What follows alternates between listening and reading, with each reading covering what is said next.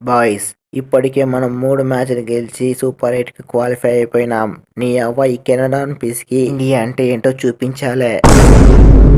అరే ఏంది రోహిత్ అన్న, ఇప్పటికే మీరు 3 మ్యాచ్‌లకు 3 గెలిచారు కదా. సూపర్ 8కి ఎలానో క్వాలిఫై అయిపోయారు.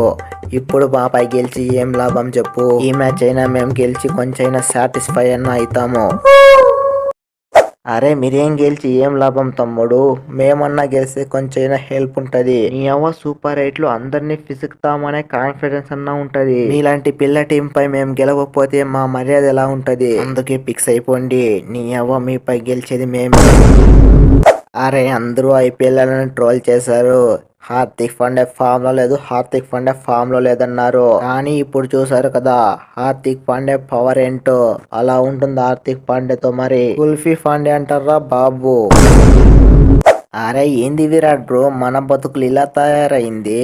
నీ అవ్వ లాస్ట్ కి ఆ దూబే ఫామ్ లో లేదన్నాము, ఆ దూబే కూడా ఫామ్ లో వచ్చాడు. కానీ మనం మాత్రం ఫామ్ లో లేదు. టీం మొత్తం ఫామ్ లో ఉన్నది. అరే అవును రోహిత్ బ్రో, నీ అవ్వ ఈ టీం మొత్తం ఫామ్ లో ఉంది, కానీ మనం మాత్రం ఫామ్ లో లేదు. ఈ మ్యాచ్ లోనైనా మనమిద్దరు హాఫ్ సెంచరీ కొట్టి మనమేంటో చూపించాలి. అరే మనం సూపర్ 8కి ఎలానో క్వాలిఫై అయిపోయినాం. ఇక సూపర్ 8 లో మంచిగా ఆడకపోతే మన కప్పు కాదు కదా, టీ కప్పు కూడా దొరకదు. అరే మీరెన్ని చెప్పినా మీపై గెలిచేది మేమే రోహిత్ అన్నో.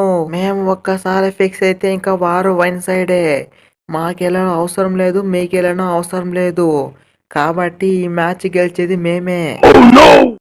అరే తమ్ముడు, మీ పిల్ల కథలుంటే ఇంకే టీం పైన చెప్పండి, మా దగ్గర కాదు. నీ అవ్వ మిమ్మల్ని ఒట్టిగానే పిసికేస్తాం. ఈ సూర్య లాస్ట్ మ్యాచ్ లో శుక్లా షాట్లు కొట్టింది చూసి కూడా మీరు మ్యాచ్ ఎలా గెలుస్తామనుకుంటున్నారు. అరే వీడియోని చూసి ఒట్టిగానే వెళ్ళిపోవడం కాదు, ఆ లైక్ సబ్స్క్రైబ్ చేసి మన యూట్యూబ్ బలగాన్ని పెంచుర్రా బాయ్.